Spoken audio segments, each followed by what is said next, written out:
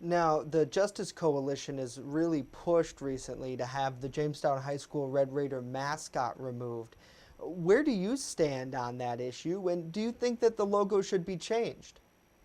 Well, my understanding in talking with the new superintendent is there will be a committee getting together to really discuss it.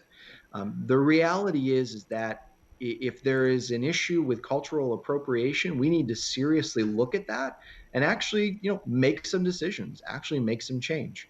As a proud high school graduate of Jamestown Public Schools, I understand the passion and the energy behind the Red Raider. But when we have our Native American colleagues telling us that this is the wrong cultural appropriation, it's time we start to look at our policies and make some serious changes.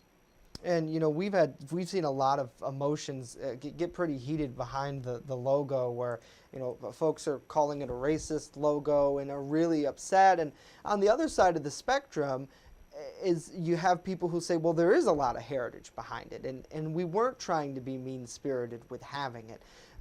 How are we going to be able to include all of that into the conversation? Well, these conversations are uncomfortable, and they always are. Just when we talk about race, just like we talk about things that make us prideful.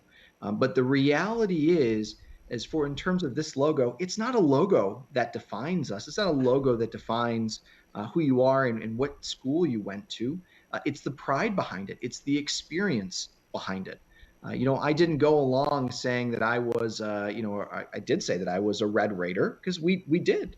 But the reality is Jamestown is what I'm most proudful about. I'm proud of being an alumni of Jamestown High School.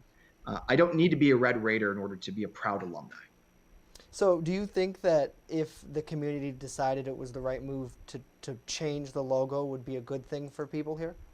Absolutely. I think that for everything we do, we need to ensure that we understand what the ramifications are as a community.